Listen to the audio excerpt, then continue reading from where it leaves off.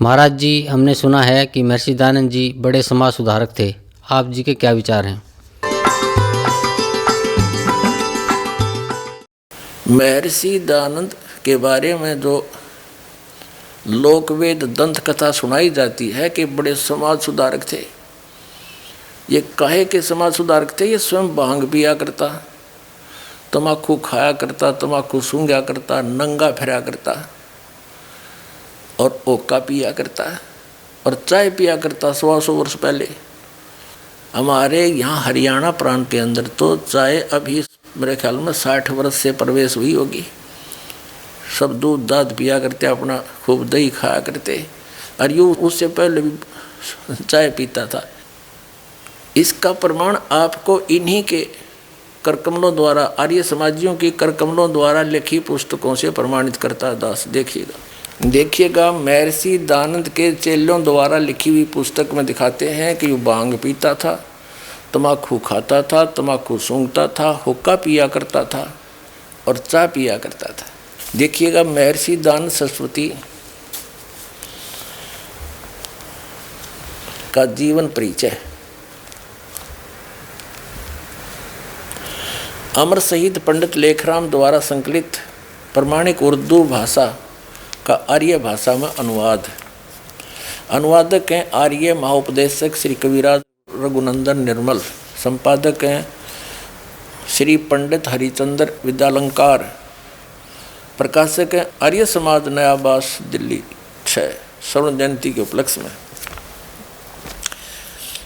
ये विक्रमी संवत 2028 में यानी सन 1971 में छपी थी। ये है जीवन चरित्र वही महर्षि स्वामी दयानंद सरस्वती का। सहारनपुर में प्रश्नों के उत्तर यहाँ 302 पृष्ठ पर इसके लिखा है। सन 1877 को मेरठ में ठहरे स्वामी जी पंडित भीमसेन सहित दिल्ली से चलकर 16 जनवरी सन 1877 को मेरठ पधारे और सूरज कुंड पर बनी हुई डिप्टी साहिब मेहताब सिंह की कोठी में ठहरे। यहाँ जो लेखक है वो कह रहा है कि वहाँ पर 10 दिन वहाँ रहे। यह मकान यद्यपि बहुत अच्छा नहीं था, परंतु पहले मकान जैसी कठिनाई आई वहाँ वैसी इसमें नहीं थी। फिर मकान बदल लिया, मेरठ में नहीं थी। भागीरथ और कमल नैन पंडित प्राय जाया करते थे। तो यहाँ इस एक की कोई टिप्पणी है, ये 1 नंबर लगाया ना, इसकी टिप्पणी या नीचे है ये। इस स्थान पर यानी जहाँ ये लिखा है यहाँ पर उर्दू वाले में जो ओरिजिनल, क्योंकि इन्होंने जो आपके समक्ष दास दिखा रहा है ये जीवन चरित्र किसी महापुरुष के द्वारा उर्दू में लिखा गया था और उसी समय लिखा गया था महर्षि दयानंद के 4-5 वर्ष के तुरंत बाद ही। और उसका फिर इन्होंने हिंदी अनुवाद किया तो यहाँ छोड़ने की चेष्टा की इन्होंने, पर मालिक ने दया कर दी, लिखवा दिया। इन्होंने बताया कि उर्दू वाले में इस स्थान पर कि ये भागीरथ पंडित और कमल नैन पंडित जाया करते थे उसे मिलने के लिए। यहाँ पर उर्दू वाले में ऐसा लिखा है, ये देखो यहाँ पर उर्दू वाले में ऐसा लिखा है। इस स्थान पर उर्दू संस्करण में जो इसका ओरिजिनल जीवन चरित्र है, स्वामी जी के हुक्का पीने के विषय में निम्नलिखित शब्दों में विवरण लिखा है। इन दिनों स्वामी जी हुक्का पीते थे। एक दिन भागीरथ पंडित जी ने प्रश्न किया कि यह जो तम्बाकू पीते हो इसके विषय में बताओ, अर्थात क्या वेदों में कहीं हुक्का पीना लिखा है? अब उस भागीरथ पंडित जी ने वहाँ उनसे प्रश्न किया कि आप हुक्का पीते हो और समाज सुधार का ठेका ले रहे हो, क्या वेदों में हुक्का पीना लिखा है? और महर्षि दयानंद कहता है क्या वेदों में हुक्का पीना निषेध है? कहीं दिखा मुझे। अरे वाह मेरे से अपनी बकवाद को आगे डालने के लिए फिर वेद हटा दिए। वेदों में कहता, वेदों में न्यू भी इतना लिखा मत पियो न, फिर इसका मतलब तो कोई ठेका ले रहा समाज सुधार का।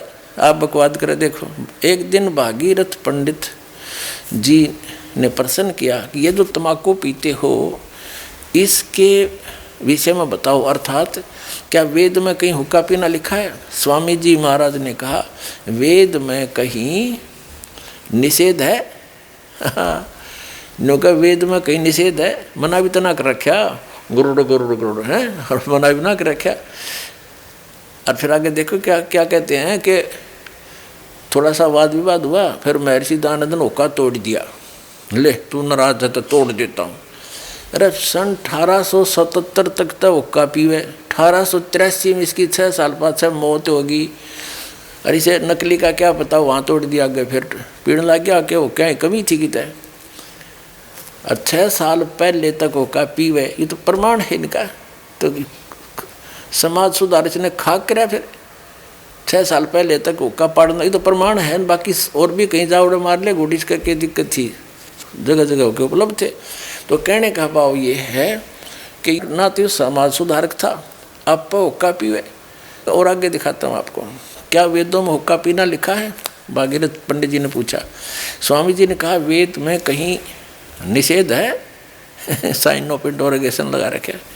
इस पर थोड़ा सा विवाद हुआ। आखिरकार उसने कहा कि तुम सन्यासी होकर हुक्का पीते हो।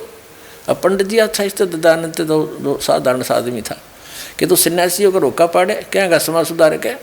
स्वामी जी ने कहा कि यदि तू हुक्के से क्रुद्ध होता है तो ले, यह कहा और उसे तोड़ डाला।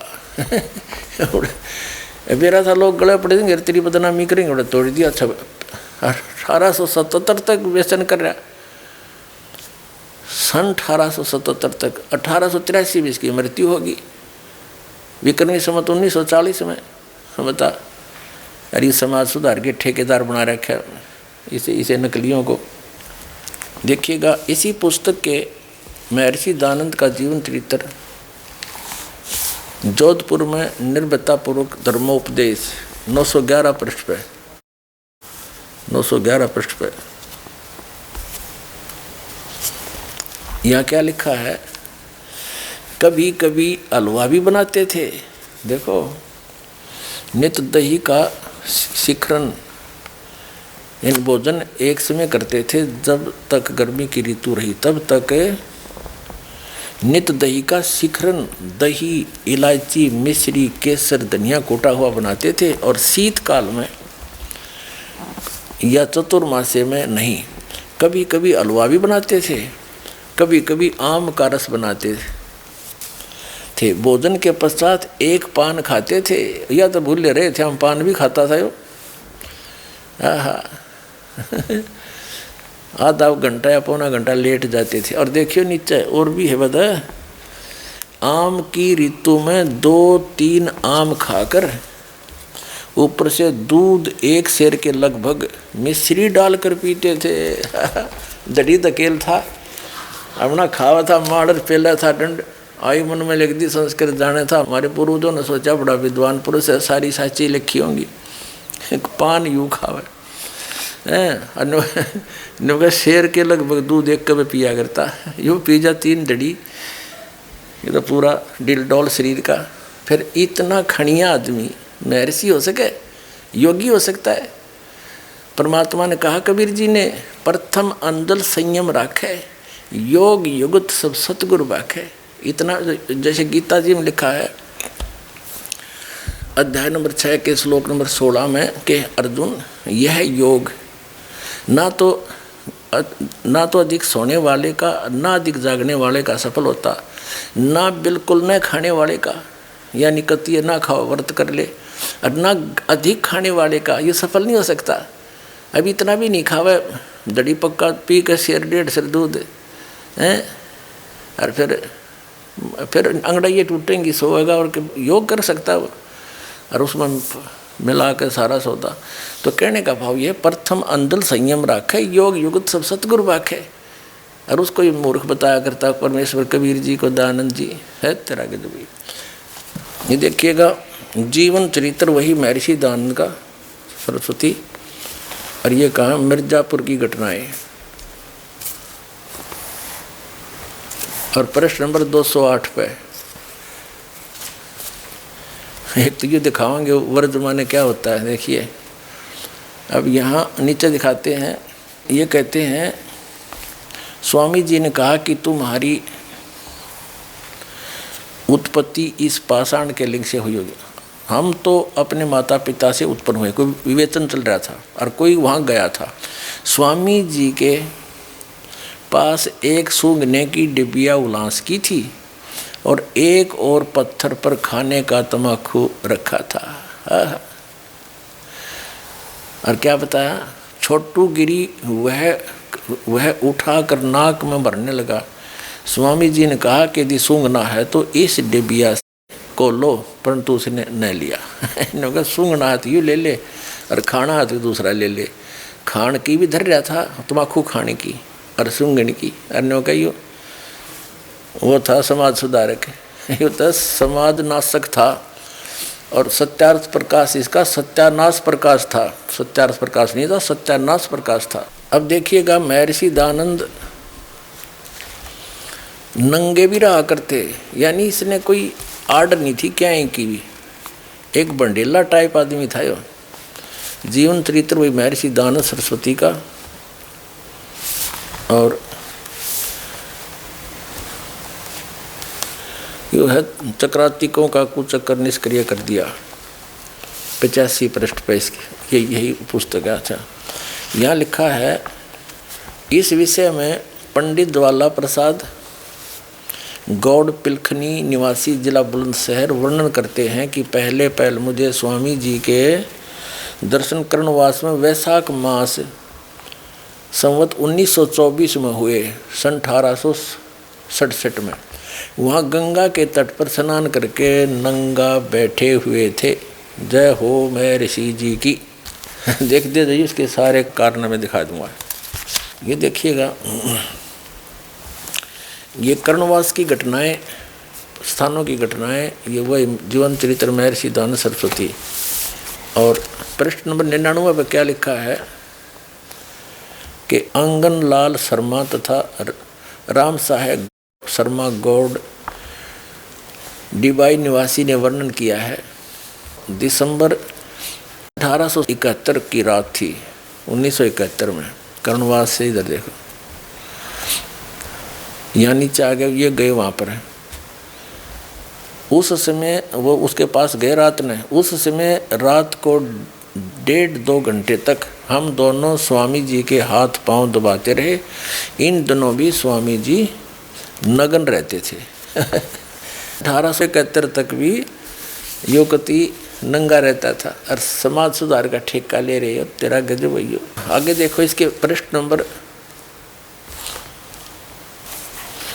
यो कायमगंज में शास्त्र चर्चा 121 पृष्ठ पे, इसमें क्या लिखा है, जब हम लोग ये पंडित गंगा प्रसाद जी कन्या कुब्ज रईस कायमगंज ने वर्णन किया है कि स्वामी जी यहाँ 2 बार आए, संभवतः 4-5 वर्ष के अंतर से। फिर कहता, जब हम लोगों को सूचना मिली कि एक परमहंस जी आए हैं तो हम लोग दर्शन को गए।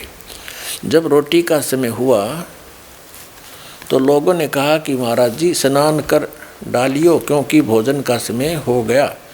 कहने लगे कि मेरे पास एक लंगोट के अतिरिक्त और कुछ नहीं, और यहाँ माइयाँ स्त्रियाँ आती जाती हैं, और जब तक लंगोटी नहीं सूखती हम दूसरी कोई चीज़ धारण नहीं करते, इसलिए यहाँ हम स्नान के पश्चात नग्न ही ठहर सकते। वाह रे देवता, नो कहे त्यागी विरागी हो गया। एक लंगोट रखता था, ओनली एक लंगोटी को पीन, और वह कहते नहा कर सुखा दूंगा, जब यह सूख लेगी सन बांध कर जाऊँगा, दूसरी ना रखता, तब तक नंगा बैठा हूँ, नहा कर सुखा रखी है वह। हमारे समाज सुधारक है। ये देखिएगा, फिर 129 पर फिर यही प्रकरण है, ये इसी का समर्थन है। 129 पृष्ठ पे ये फरुखाबाद में विविध कार्य, ये वही है जीवन चरित्र स्वामी दयानंद का। और 129 पृष्ठ पे हम यहाँ आते हैं। ये है कि कहा चेतन ही करोड़पति क्यों न हो, स्पष्ट कह देते हैं कि तुम इस दुष्टता को छोड़ दो। स्वामी जी उन दिनों फूस से शरीर ढांप लेते थे और हाथ पहुँचने के लिए एक मिट्टी का ढेला पड़ा था, रहता था। कौपीन केवल एक ही थी, दूसरी नहीं रखते थे। एक उलास की पुड़िया थी, क्योंकि हुलास सूंघा करते थे और कौन सा नुमाइश में दिखाने न रखा था, सूंघने खातिर दरिया करता। अपने आत्मा यहाँ तो स्वामी जी कति नंगे बैठे कौपीन रखें, धो के सुखा दें, कति नगन हो जाते, नहीं वस्त्र रहा करते थे जब तक वह सूख ना जाती। हुआ प्रमाण, हरीब दिखाता हूँ। ये पूरे, इसका पता ही नहीं वो किस टाइप का आदमी था, वह नंगा बैठा है। अब दिखाता हूँ इनका जीवन चरित्र। बोला सिर पर टोपी, लाल हाथ में रेशम का रुमाल, फिर सब कुछ पहन के सज धज के गले में घड़ी लटका गए और चला टोरते। दिखाता हूँ। अब हमने पुस्तक दूसरी उठा ली, नव जागरण के प्रोधा, वो जीवन चरित्र रख दिया। स्वामी दयानंद सरस्वती, लेखक है भवानीलाल भारतीय, MA PhD, प्रोफेसर तथा अध्यक्ष दयानंद चेयर ऑफ वैदिक स्टडीज, पंजाब विश्वविद्यालय चंडीगढ़। प्रकाशक हैं वैदिक पुस्तकालय, परोपकारिणी सभा, दयानंद आश्रम के अजमेर। और ये छपी कहाँ से है? उन्हीं ने छापी है। ये वही है प्रकाशक, प्रथम संस्करण है स्वामी दयानंद सरस्वती का, प्रथम निर्वाण शताब्दी, यानी 1983 में छपी है। 1983 की छपी हुई, समझ लो 1983 की उतरेगी। और यहाँ देखो प्रकाशक है वैदिक पुस्तकालय, परोपकारिणी सभा, दयानंद आश्रम के सरगंज अजमेर। और मुद्रक ये हैं सतीश चंद्र शुक्ल, प्रबंधक वैदिक यंत्रालय अजमेर। इसके 381 पृष्ठ पर ले चलते हैं आपको। ये देखिएगा 381 पृष्ठ, 381 ये है शास्त्र प्रचार के लिए वैदिक यंत्रालय। ये कोई प्रकरण है इनका, उसमें लिखा है। ये देखो अश्वनी, ये 381 पृष्ठ पे, अश्वनी द्वितीया पूर्णिमा 1936 विक्रमी तदनुसार अक्टूबर 1879, अक्टूबर 1883 में इनकी मृत्यु होगी 4 साल के बाद। गुरुवार को सायं 6 बजे के वे 6 बजे दानपुर पहुँचे। उनके साथ पंडित भीमसेन, पंडित देवदत्त, एक अन्य पंडित एवं साधु तथा एक सेवक था। आर्य समाज के सभासदों के अतिरिक्त सैकड़ों लोग उनके दर्शनार्थ एवं स्वागत हेतु स्टेशन पर उपस्थित थे। जिस समय महाराज गाड़ी से उतरे उस समय उन्होंने किनारीदार धोती तथा किनारीदार दुपट्टा धारण कर रखा था। सिर पर रेशमी कोट, रेशम का कोट पहने थे, शरीर पर रेशम का कोट पहने थे जिसमें चैनदार घड़ी लगी हुई थी। उन्हें बाबू माधोलाल के घर पर लाया गया, जहाँ स्वामी जी ने चाय के साथ कुछ अल्पाहार किया। यहाँ वहाँ तो नंगे बैठे हैं। अरे सन 1879 में सिर पर टोपी, लाल हाथ में रेशम का रुमाल, हो तेरा क्या कहना। अब यहाँ ये सांग जोड़ रहे हैं, किनारीदार धोती, किनारीदार दुपट्टा, रेशम का रेशमी कोट, घड़ी लटका रखी मैं ऋषि जी ने, अर्नों के फिर चाय पी उनने। हे भगवान, हे परमात्मा। तो ये थे वो मैं ऋषि। इसके द्वारा अनुभव आपका सत्यार्थ प्रकाश के अंदर दिखाया, सैकड़ों बार और भी दिखाएंगे। वो सत्यार्थ प्रकाश नहीं, वो सत्यानाश प्रकाश था। कितने जीवों का नाश कर दिया, अज्ञान भर दिया, नास्तिक बना दिए, राक्षस बना दिए। क्रोथा कांड इस दयानंद की देन थी। वह दयानंद का ज्ञान दास ने दिखा दिया। और जो दयानंद के सत्यार्थ प्रकाश और वेदों को बेचकर रोजी रोटी चला रहे थे आचार्य, उनको ये समस्या पैदा होगी कि ये थी अन्य आर्य समाजियों को, तुम्हारे अनुयायियों को पता लग गया, तुमने धिक्कारेंगे कि हमने जो अड़ंगा बेचा करते, तुम ऐसा मिसगाइड कर दिया। तो उसको छुपाने के लिए क्रोथा आश्रम पर आक्रमण करवाया महर्षि दयानंद के चेलों ने। नमस्कार जी। नमस्कार जी। क्या नाम है बहन जी आपका? मोनिका। बहन जी आप कहाँ के रहने वाले हैं? मैं कैथल हरियाणा से। बहन जी संत रामपाल जी महाराज से आपने नाम दीक्षा कब ली? संत रामपाल जी महाराज से नाम दीक्षा मैंने 2005 में ली। संत रामपाल जी महाराज से नाम दीक्षा लेने से पहले क्या आप कोई भक्ति साधना करते थे? हाँ, संत रामपाल जी महाराज से नाम दीक्षा लेने से पहले हम शिव जी की भक्ति करते थे और शेरा वाली की करते थे, और जैसे सोमवार का व्रत करते थे और शिवरात्रि वाले दिन भी व्रत करते थे। जैसे वहाँ मैं एक संत रामपाल जी महाराज जो जिस गांव के हैं, मैं उस गांव की हूँ, तो वहाँ पर शिवरात्रि का मेला लगता था और वहाँ से दूर दूर से काफ़ी लोग आते थे, कावड़ लेके भी आते थे। हम भी सारा परिवार वहीं से लगे रहते थे और वहाँ से हम लगे रहते। हमारे को पता ही नहीं था कि भी ये पूर्ण परमात्मा है। हम तो इसी को असली भगवान मानते थे। भगवान के बारे में हमारे को कुछ भी नहीं पता था भी पूर्ण परमात्मा कौन है भी। वो हम तो उसी में ही लगे रहते थे, हमारे को कुछ भी नहीं पता था इसके बारे में। बहन जी आपने बताया कि आप शिव जी की भक्ति करते थे तथा शेरों वाली माता की भी भक्ति करते थे, इसके अलावा कावड़ की यात्रा में भी जाते थे। तो जो ये भक्ति साधना आपने की, इन सब भक्ति साधनाओं से आपको क्या क्या लाभ मिले?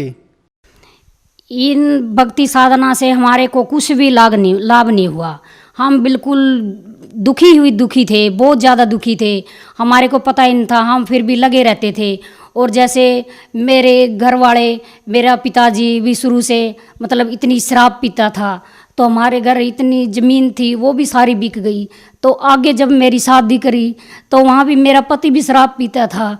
और मैं ये कहती थी, हे मालिक, हे शिव जी, हे भगवान, हे परमात्मा, अगर आप भगवान हो, हम आपकी इतनी भक्ति करते हैं तो हम इतने दुखी हैं। मेरा पिताजी भी ऐसे ही था और हमारी ऐसी किस्मत है, मेरी मम्मी की भी ऐसी किस्मत थी और मेरी भी ऐसी किस्मत है। और एक मेरी छोटी बहन थी, उसकी भी ऐसी किस्मत थी, वो भी ऐसा ही मिला।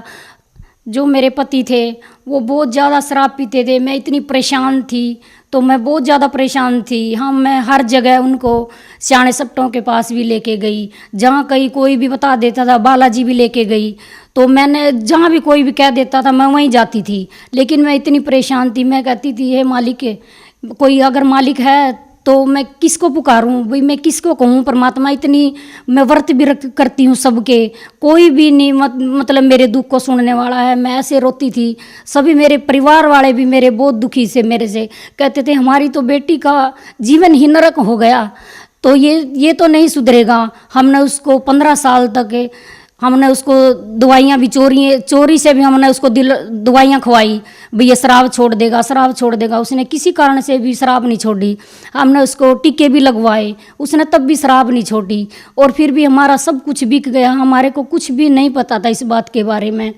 तो हम यही सोचते थे, हे मालिक, अगर कहीं है तो हमारी भी सुनो कहीं से। तो हमारे को कहीं से भी नहीं पता लगा।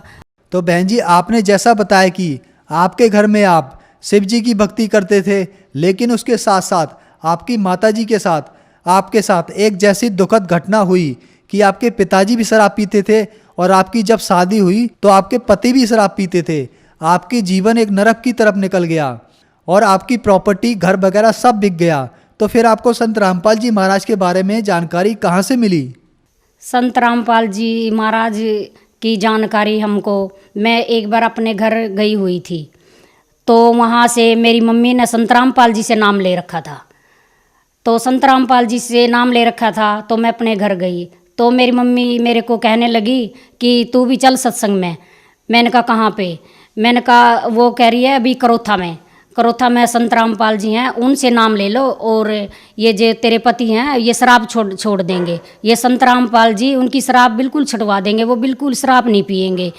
मैं इसी कारण से बहुत दुखी थी। मैं सोचती थी चलो देखते हैं। मैंने कहा चलो सत्संग में मैं चलूँगी। मेरे को सत्संग का पहले से ही बहुत ज़्यादा मतलब रुचि थी भाई, कहीं भी सत्संग होता था, कुछ भी होता था, मैं वहीं चली जाती थी। तो मैं वहाँ सत्संग में जब मम्मी के साथ करोंथा में 2005 में मैं चली गई, तो उस दिन वहाँ पर मैं गई सत्संग में, तो मैंने सत्संग सुना। तो उस दिन तो मेरे को कुछ समझ में नहीं आया। तो अगले दिन वहाँ जो भगत थे उन्होंने मेरे को बहुत समझाया।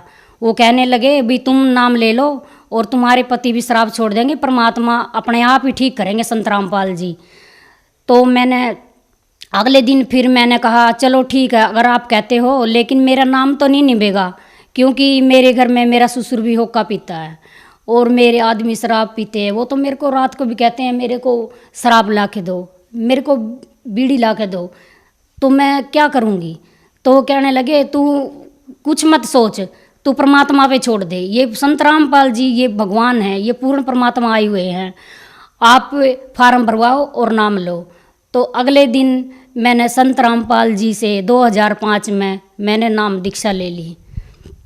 तो बहन जी, जैसा कि आपने बताया, आपको सभी संत रामपाल जी महाराज के शिष्यों ने और आपकी माता जी ने कहा कि संत रामपाल जी महाराज से नाम दीक्षा लेने के बाद आपके घर में जो दुख हैं वह खत्म हो जाएंगे, आपके पति भी शराब पीना छोड़ देंगे। और उनके कहने पर आपने संत रामपाल जी महाराज से नाम दीक्षा ले ली। तो क्या संत रामपाल जी महाराज से नाम दीक्षा लेने के बाद वो वायदा पूरा हुआ?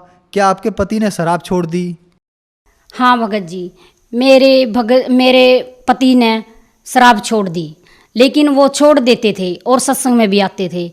और लेकिन उनके ऊपर मतलब इतना कुछ बहुत ज़्यादा कोई ऐसी चीज़ थी जो कि मतलब कि उसको बेचैन करके रखती थी। और मैं कहती थी उसको नाम भी मैंने कई बार दिलवाया, लेकिन वो नाम मतलब कि मतलब भगवान के आगे, परमात्मा के आगे कभी रोए नहीं। भाई वो ये नहीं कहते थे कि भी मैंने परमात्मा की भक्ति करनी है। लेकिन वो इसी कारण से फिर काफ़ी साल तक एक बार उनको अटैक भी पड़ गया। उस अटैक से भी उनको डॉक्टर ने जवाब दे दिया। और डॉक्टर ने जवाब दे दिया तो मैं कहने लगी, जब से किसी ने भी मेरे परिवार में नाम नहीं ले रखा था, किसी ने भी, मैंने अकेली नहीं नाम ले रखा था। तो वहाँ पर मेरे को सारे कहने लगे, देख लो तुम्हारे संत रामपाल जी ने, ये देखो ये क्या हो गया। मैंने कहा मेरे संत रामपाल जी भगवान है और वो ऐसा नहीं होने देंगे, क्योंकि उन्होंने मेरे से भक्ति करवानी है। तो वहाँ पर मैंने मालिक को याद किया, तो वहाँ पर परमात्मा ने, उनको डॉक्टर ने जवाब दे दिया था। तो वो डॉक्टर ने जवाब देने के बाद बोले ये नहीं बचेगा। मैंने कहा आप अपना इलाज करो और मैंने अपने भगवान पे विश्वास है। तो कुछ देर के बाद फिर वो बोले ठीक है, आप इसको आगे दिल्ली ले जाओ और इसका ऑपरेशन करवाओ। तो वहाँ पर संत रामपाल जी ने उसको जीवन दान दिया। और मेरे को पता लग गया था कि ये अब नहीं बचेगा, लेकिन मेरे को विश्वास था, वो कह रहे थे ये नहीं बचेगा, लेकिन मेरे को विश्वास था मेरे संत रामपाल जी महाराज पे, क्योंकि मैंने नाम दीक्षा ले ली थी और मैंने मान लिया था कि ये पूर्ण परमात्मा है, पूर्ण गुरु जी हैं। जिस दिन से मैंने नाम लिया उस दिन से मैंने मेरे संत रामपाल जी को कहा, मैंने कहा गुरु जी मैं बहुत दुखी हूँ। तो परमात्मा कहने लगे, बेटी परमात्मा कबीर साहिब दया करेंगे, आप भक्ति करो। तो उसी दिन से मैं भक्ति करने लगी मालिक की। जैसे कैसे भी मेरे से सारे मेरे परिवार वाले कोई भी नाम किसी ने ले रखा था, आज तो संत रामपाल जी महाराज की सबके ऊपर दया हो चुकी है। भाई सभी नाम से जुड़ चुके हैं, सब ने नाम ले लिया है मालिक से और आज इस भक्ति में सभी भक्ति कर रहे हैं। लेकिन उनको भगवान ने फिर भी उनको 4 साल तक मेरे ही कोटे से मालिक ने उनको जीवन दान दिया। जब भी संत रामपाल जी से मैं प्रार्थना करती थी, मैंने कहा कि संत गुरु जी भी मेरे पति को भी गुरु जी शरण में लो, इसको भी मालिक भक्ति कराओ। तो परमात्मा संत रामपाल जी मेरे को कहते, बेटी तू भक्ति कर, परमात्मा अपने आप ही दया करेंगे। उसको 4 साल तक संत रामपाल जी ने मेरे ही कोटे से मालिक कहते थे, बेटी तेरे लिए ही मैंने इसको जीवन दान दिया है और तू भक्ति कर। संत रामपाल जी महाराज से नाम लेने के बाद मेरे को बहुत लाभ हुए। एक मेरा लड़का था जो कि उसके गले में इन्फेक्शन हो गया था, तो मैंने ही नाम ले रखा था, तब बच्चों ने नाम नहीं लिया था। तो जब ये 2006 में करोथा कांड इन्होंने मतलब करवा दिया था, तो संत रामपाल जी महाराज अंदर जेल में गए हुए थे उस टाइम, तो मेरे को इतना पता भी नहीं था। तो जब तक संत रामपाल जी महाराज मतलब बाहर नहीं आए तो मैंने उनको काफ़ी दवाई खिलाई, जहाँ से बता देते मैं वहीं से उसकी दवाई लेकर आती।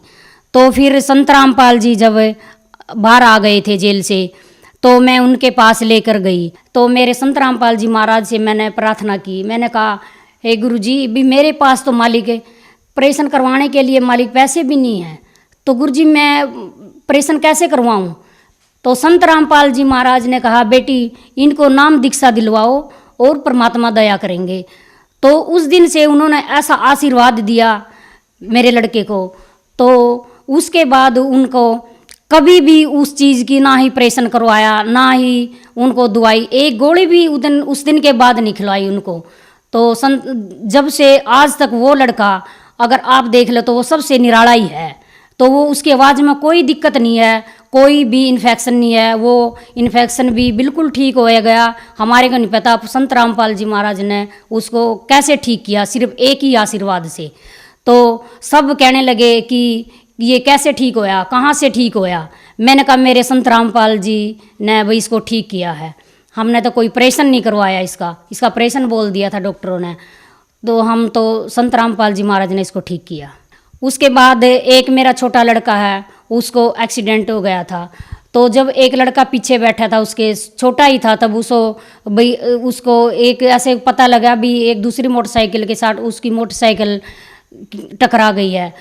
तो वो मोटरसाइकिल बिल्कुल ही टूट गई। वो मोटरसाइकिल कभी हमने चलाई भी नहीं, वो ऐसी हो गई। उसको देखने वाले ये कह रहे थे कि ये मोटरसाइकिल तो बिल्कुल टूट गई, जो इसके ऊपर बैठा होगा तो बिल्कुल भी नहीं बचा होगा। और लड़के को कुछ भी चोट नहीं आई, बस बिल्कुल थोड़ी सी चोट आई। और एक लड़का पीछे बैठा था जो, उसके पैर में थोड़ी सी चोट आई और मोटरसाइकिल बिल्कुल टूट गई। तो सब देखने वाले कह रहे थे भाई इसका लड़का ये तो बिल्कुल ही नहीं बचा होगा, जैसे मतलब कि इसका एक्सीडेंट जैसे हुआ है। तो मालिक ने उसको भी जीवन दान दिया।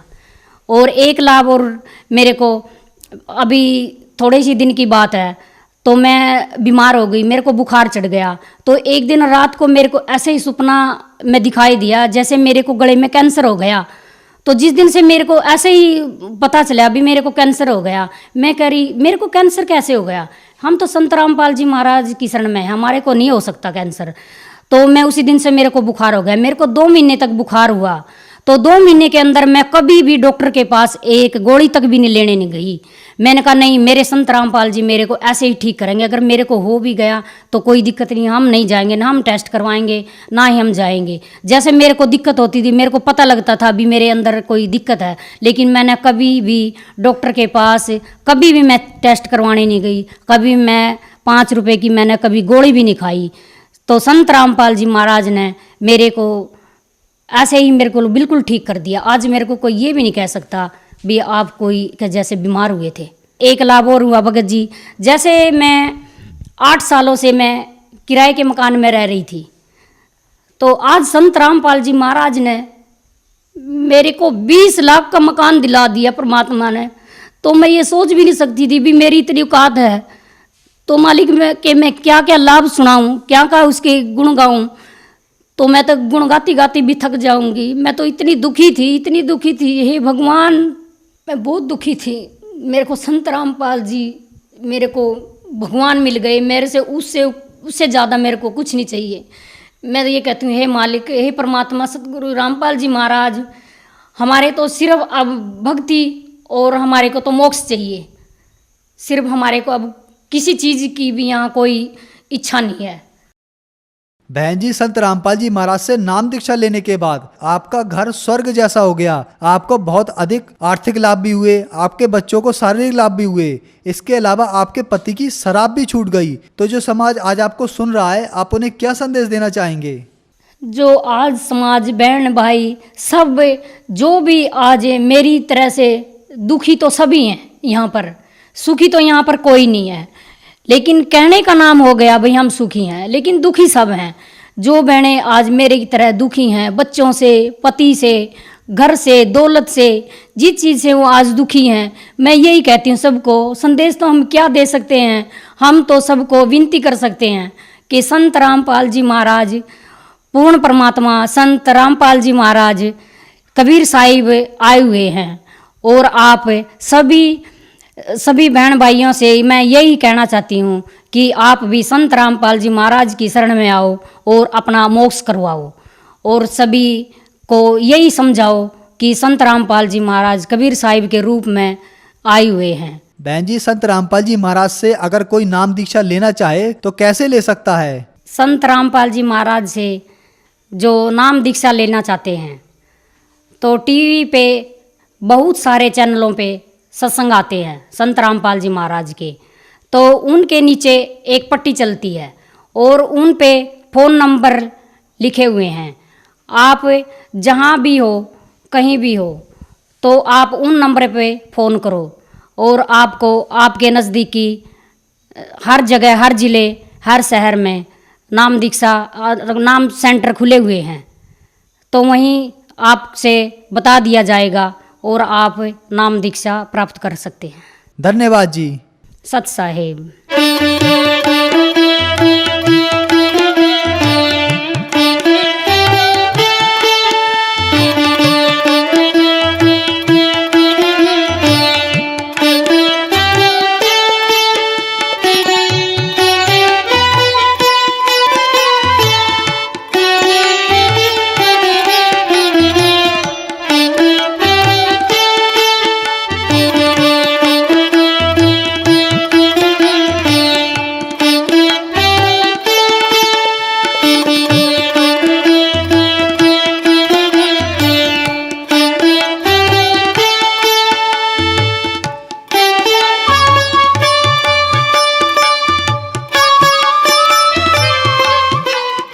आप सुन रहे थे जगत गुरु तत्वदर्शी संत रामपाल जी महाराज जी के मंगल प्रवचन। अधिक जानकारी के लिए विजिट कीजिए हमारी वेबसाइट www.jagatgururampalji.org। संत रामपाल जी महाराज जी के शुभ आशीर्वाद से पूरे विश्व भर में 500 से भी ज्यादा नाम दीक्षा केंद्र हैं, जिन पर संत रामपाल जी महाराज जी द्वारा ऑनलाइन निशुल्क नाम दीक्षा दी जा रही है। अपने नजदीकी नाम दीक्षा केंद्र का पता करने के लिए संपर्क करें 8222880541।